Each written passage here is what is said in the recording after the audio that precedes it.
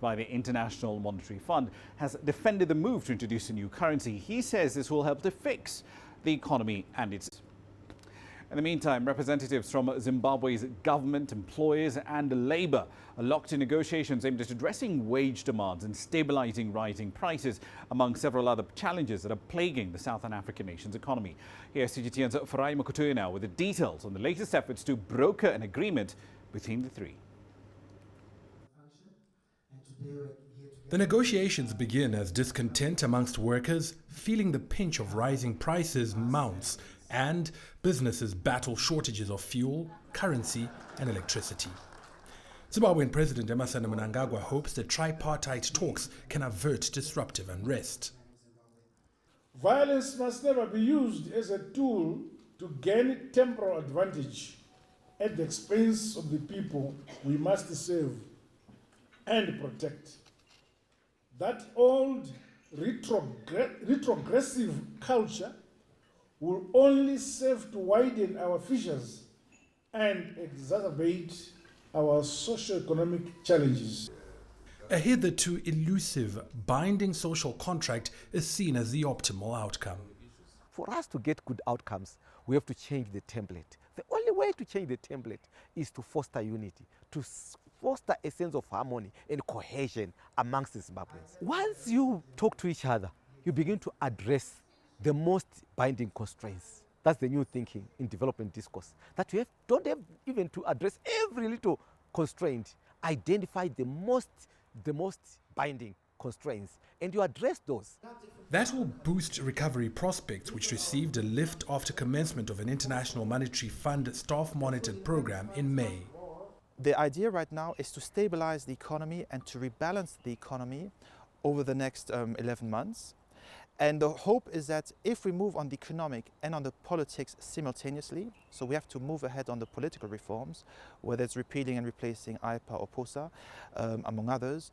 The idea would be that hopefully by the end of, by sometime next year, there will be a discussion on potentially a deeper engagement between the IMF and Zimbabwe, with a potential debt restructuring and a potential financial re-engagement.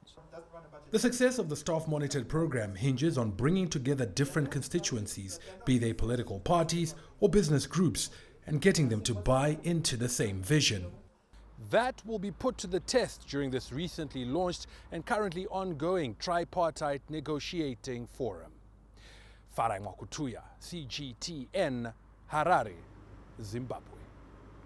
Nigeria's petroleum sector regulator has revoked 6 oil block licenses due to what it describes as legacy debt. Now, the firms affected are fairly few: Pan Ocean Oil, Allied Energy Resources, Express Petroleum and Gas, Summit Oil and Cavendish Petroleum Nigeria.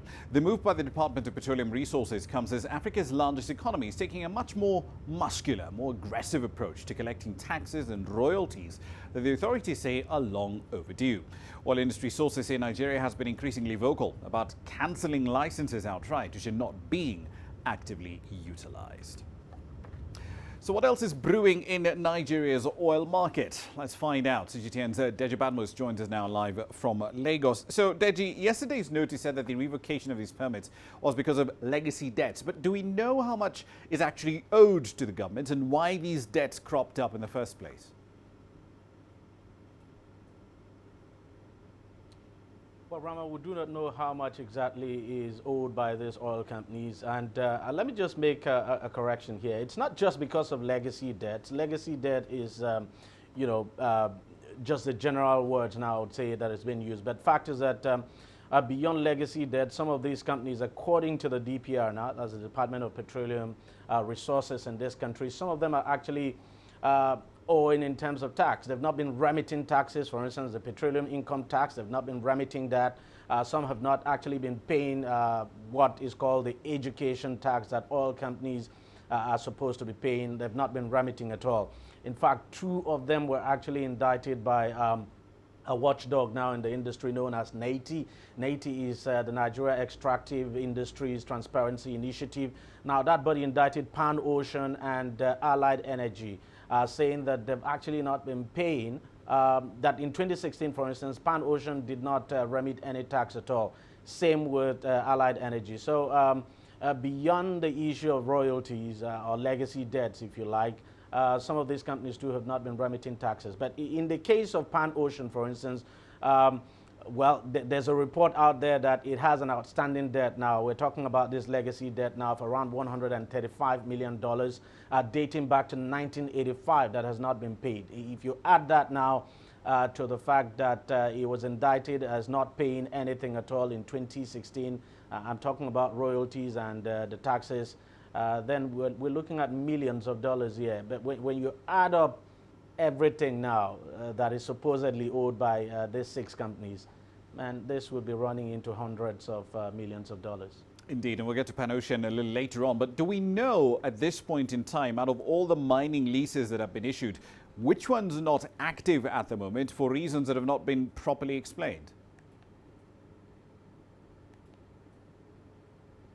Well, I think that information has actually not been put out there by the DPR. We know, for instance, it's public knowledge that quite a number of the mining licenses have actually not been active. They've not been operational. Even some of those whose licenses were actually revoked. Now, some had not been active for a long time.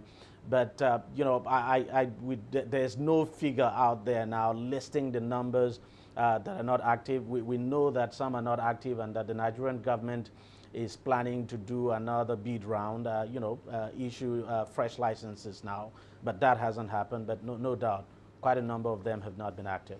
Indeed. So some of these leases, though, do go back decades. I mean, I was reading about this just a little earlier. And OML 98, for instance, originally awarded in 1971 to Pan Ocean Oil. Oil production started about 4 years later, 1975. But do we know the production history here for these other blocks? Because, as you put it, there's a lot of oil that's flowed out, but the money side of it doesn't match up.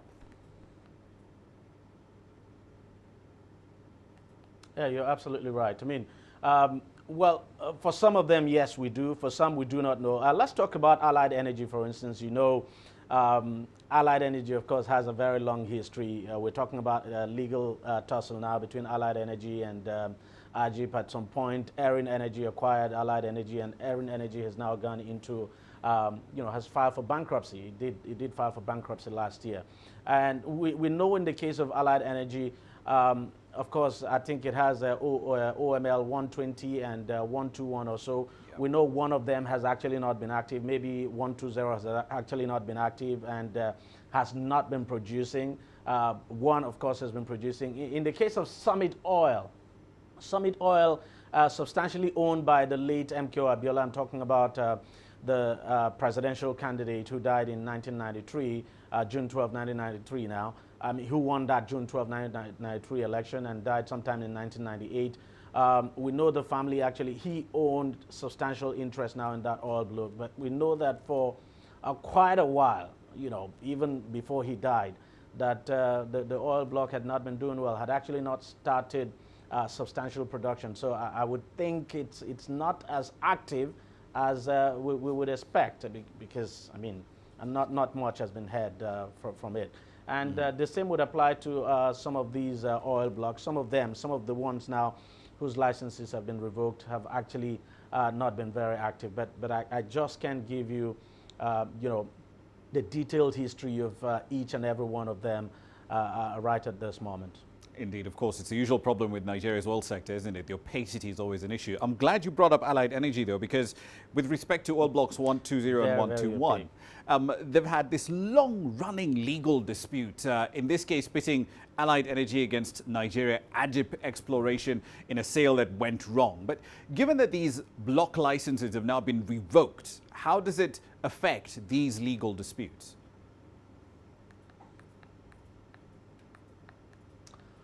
Honestly, Rama, I'm also scratching my head over that issue. It remains to be seen. I know that the case is also still in court. There's a chance that this might also go back to the court. But, my thinking is that, look, this license actually applies to, the oil block, so to speak. You understand?